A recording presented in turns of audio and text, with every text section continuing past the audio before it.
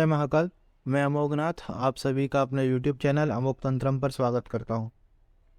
मैं सकुशल हूँ और आशा करता हूँ कि आप सभी भी सकुशल होंगे। आज की वीडियो का जो शीर्षक है वह है टोना टोटका विद्या। यह विषय आप लोगों के द्वारा ही चयनित है। आज हम इस विषय के साथ में इसका परिचय और आम जीवन में उपयोग होने वाले कुछ टोने टोटके के विषय में हम बात करेंगे। टोने टोटके के विषय में आप सभी लोगों ने लगभग सुना ही होगा और अपने जीवन में भी इसका उपयोग जाने अनजाने में आप करते रहे होंगे। मानव जो है वो जन्म से मृत्यु तक इनका प्रयोग करता रहता है। अगर हम टोने टोटके के उद्गम की बात करें तो इसका उद्गम जो है वो अथर्ववेद से हुआ है और वेदों का अध्ययन करने पर यह पता चलता है कि टोना टोटका जो है वो मानव जीवन में आदिकाल से प्रचलित रहा है। समय के साथ में टोने टोटकों का विकास भी होता रहा और साथ ही साथ इनके विकार भी बढ़ते रहे। लोग इन्हें मंगल कामना और अनिष्ट निवारण के लिए उपयोग करते आए हैं। आमतौर पर अगर देखा जाए तो गर्भ अवस्था में स्त्रियां टोटके से गर्भ की रक्षा करती हैं। शिशु के जन्म के बाद टोना टोटका का उपयोग करके उसके गुण दोषों को दूर भी करती हैं। टोने टोटके का उपयोग विभिन्न परिवेशों में और विभिन्न रूप विधानों में किया जाता है।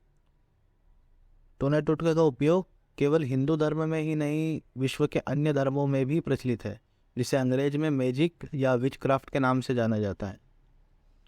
टोने टोटकों का जो मुख्य उपयोग है वो शुभकामना या फिर अरिष्ट निवारण के लिए ही किया जाता है। लेकिन टोने और टोटकों में कुछ अंतर है जो कि मैं आपको आगे बताऊंगा। टोना जो होता है वो अमंगल कार्यों जैसे किसी के अंदर रोग उत्पन्न करना, दोष उत्पन्न करना, यह जो हमारे तंत्र शास्त्र में षटकर्म कहे गए हैं, मारण, मोहन, उच्चाटन, विद्वेषण आदि, उनके लिए किया जाता है। यह प्रयोग अनैतिक होते हैं और गैर वैध भी हो सकते हैं। अधिकतर देखा जाए तो जो महिलाएं होती है वो टोने का उपयोग करती है। उन महिलाओं को हम सामान्य भाषा में डाइन, डाकिनी या टोनहीन कहा जाता है। और जो टोनों का उपयोग करने वाले पुरुष हैं उनको क्षेत्रीय भाषाओं में ओझा, औगड़ या सयाने कहा जाता है। टोटका और टोना दोनों में विभिन्नताएं होती हैं।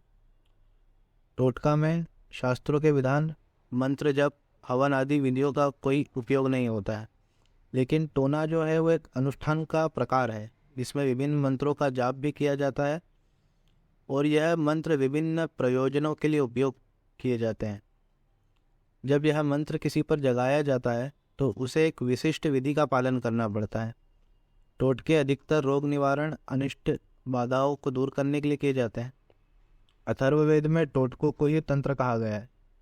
लोक जीवन में जो टोना कहलाता है उसे तंत्र शास्त्र में षटकर्म की संज्ञा दी जाती है। अथर्ववेद में षटकर्मों का भी वर्णन किया गया है। लोक जीवन में या हम टोने की भाषा में देखा जाए तो जिस कर्म को हम तंत्र शास्त्र में मारण कहा जाता है और उसी को आम भाषा में मुठ कहा जाता है। मंत्र सिद्धि के लिए शास्त्रों में मुख्यतः 3 शर्तें कही गई हैं। पहली शर्त काल से संबंधित होती है जिसमें हर अनुष्ठान के लिए निश्चित समय का चयन किया जाता है, जैसे प्रातःकाल, गोधूली वेला या मध्य रात्रि। दूसरी शर्त द्रव्य से संबंधित होती है।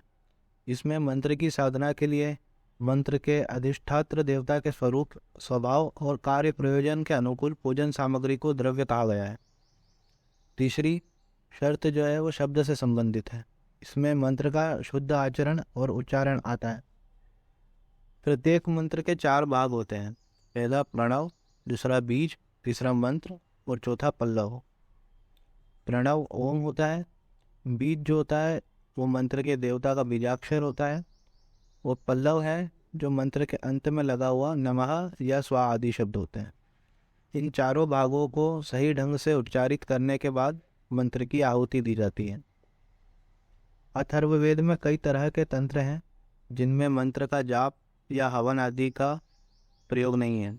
उदाहरण के लिए पीलिया रोग से पीड़ित व्यक्ति को लाल बेल के बाल पानी में मिलाकर पिला देने से उसका रोग ठीक हो जाता है।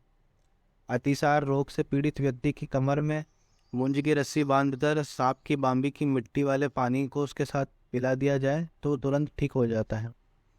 हिचकी रोग में सेंधवा नमक को पीसकर पानी के साथ पिलाने से रोग तुरंत ठीक हो जाता है।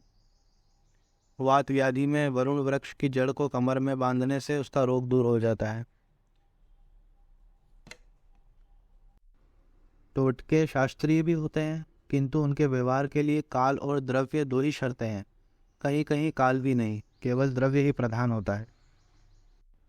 प्रत्येक टोना टोटका के लिए यह आवश्यक है कि उसमें मंत्र सिद्धि की तरह द्रव्य और काल का समावेश हो। जप हवन आदि अपेक्षित नहीं है। अब हम मानवों के द्वारा उपयोग किए जाने वाले कुछ प्रचलित टोटकों के विषय में बात करते हैं।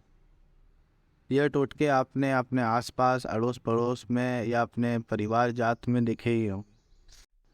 गर्भिणी स्त्री का जब प्रसव काल निकट आता है तो घर के बाहर द्वार के दोनों ओर दीवार पर गोबर से चक्रव्यूह का आकार बना दिया जाता है और गर्भिणी के कमर में काले सूत से बेहड़ा बांधकर लटका दिया जाता है। सूती का ग्रह की शैया के सिरहाने चाकू या फिर कोई धारदार हथियार रख दिया जाता है। इस प्रकार का टोटका करने से प्रसव निर्विघ्न हो जाता है। बच्चा जब तक साल भर का भी नहीं होता है तब तक उसके सिरहाने के नीचे चाकू छुरी बराबर रखा जाता है। इससे सोता हुआ बच्चा चौंकता नहीं है। दूसरा टोटका जो है, बच्चा जब 6 महीने का हो जाता है तो उसका अन्नपाशन किया जाता है। अन्नपाशन के समय बच्चे के सामने आगे पीछे दाएं बाएं अलग अलग तरह की चीज़ें फैला दी जाती है। बच्चा जिस वस्तु पर पहले हाथ लगाता है उसी के जीवन में उसको ही उसका भविष्य समझ लिया जाता है। यह वस्तुएं जो उसके आसपास रखी जाती है, कलम, दवात, कागज आदि, खेल खिलौने आदि, तो जब बच्चा इन वस्तुओं को छूता है तो उसी वस्तु से संबंधित उसका भविष्य समझ लिया जाता है। उदाहरण के तौर पर अगर बच्चा कलम उठाता है तो ऐसा कहा जाता है कि बच्चा विद्वान होगा। या अगर कोई खिलौना लेता है, जैसे बल्ला, उदाहरण के लिए उसने बल्ला ले लिया, अगर बल्ला लेता है तो समझ लिया जाता है कि इसका भविष्य आगे चलकर कोई क्रिकेटर से संबंधित हो सकता है। अगले टोटकों की अगर हम बात करें तो बच्चों की आंख में काजल लगाकर उसके माथे में एक टिक्की लगा दी जाती है। इससे बच्चों को बुरी नज़र से बचाया जाता है। भूत प्रेत की बाधा, नज़र डीठ से इससे बच्चे की रक्षा होती है। अगर बच्चा रोता है, चीखता है, रात में चौंकता है या दूध उलट देता है या बच्चे को उल्टी दस्त जैसी समस्याएं होती है तो उसकी माता गोधूली वेला में गंधक, चोकर, नमक, 7 लाल मिर्च और झाड़ू का तिनका दाहिने हाथ में लेकर रसोई घर के चूल्हे की ओर पीट करके खड़ी हो जाती है और दोनों हाथों में लिए हुए साधनों को बच्चे के ऊपर से 7 बार घुमाकर टांगों के बीच से चूल्हे में फेंक देती है। इससे रोग, दोष, टोना, नज़र, डीठ का शमन होता है। और अब बात करते हैं बच्चों में होने वाले सूखा रोग के टोटकों के विषय में। अगर किसी बच्चे को सूखा रोग हो जाता है तो रात को 12 बजे चमेली के नीचे जाड़े में गर्म पानी और गर्मी में ठंडे पानी से बालक को स्नान करा दिया जाए तो वो सूखा रोग दूर हो जाता है। इसी का दूसरा टोटका है, धोबी की भट्टी का 1 लोटा पानी चुरा कर घर में उसे किसी अन्य बर्तन में अलग से पानी में मिला लें और उस पानी से बच्चे को स्नान कराएं। स्नान किसी बड़े बर्तन में बिठा कर किया जाता है और जो पानी होता है उस बड़े बर्तन का उसे चौराहे पर जाकर छोड़ दिया जाता है और आते समय पीछे मुड़कर नहीं देखना होता है। इस टोटके से भी बच्चों का सूखा रोग दूर हो जाता है। बच्चों को छोड़कर बड़े लोगों को भी जब कोई संक्रामक रोग हो जाता है या रोग जैसे बलौदर, पीलिया, कंठमाल हो जाता है तो उसके लिए एक टोटका प्रचलित है जिसमें एक मिट्टी के खप्पर या सकोरे में 1 अंडा, 1 लड्डू, 2 रुपये और सिंदूर रखकर मरीज के सिर पर से 7 बार उतार कर गोधूली बेला में या दिन के 12 बजे चौराहे पर रख दिया जाता है तो मरीज निरोग हो जाता है। मतलब उसके जो भी रोग है वो रोग दूर हो जाता है। दूसरा एक प्रचलित टोटका जो है कि पहलवान या खिलाड़ी लोगों को जब आप देखेंगे तो अपने पैर में हमेशा वो एक काला धागा बांध के रखते हैं। इससे उनके शरीर में जो दर्द होता है वो समस्या नहीं होती, थकान नहीं होती और उनका जो खेल है या जो भी उनकी फील्ड है उसमें उनको नज़र नहीं लगती है। एक टोटका, हम किसी बीमारी के बारे में बात करते हैं, पीलिया रोग के लिए एक टोटका होता है। जब किसी व्यक्ति को पीलिया का रोग हो जाता है तो एक कांसे की कटोरी में सरसों का तेल भरकर 7 दिन तक रोगी को रोज़ दिखाने से वो पीलिया का रोग दूर हो जाता है। पीलिया के लिए एक अन्य टोटका भी प्रचलित है। कांसे की कटोरी में सरसों का तेल भरकर एक नीम की टहनी से मरीज को झाड़ा जाता है, और हर बार झाड़ने के बाद उस नए नीम की टहनी को सरसों के तेल में डुबोया जाता है। 3 दिन तक लगातार ऐसा करने पर मरीज का पीलिया का रोग ठीक हो जाता है।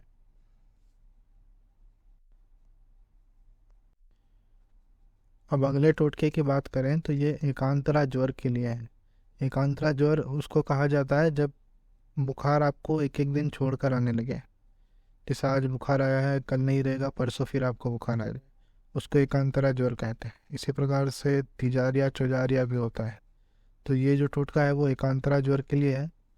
जिस व्यक्ति को ये ज्वर आता हो और जिस दिन ये ज्वर आने वाला हो उस दिन वह व्यक्ति अपने लंबाई के नाप का कच्चा सूत का धागा लेकर प्रातःकाल पीपल के वृक्ष के पास में जाकर उसमें सूत को बांधते हुए कहे, मेरा मेहमान आए तो तुम संभाल लेना।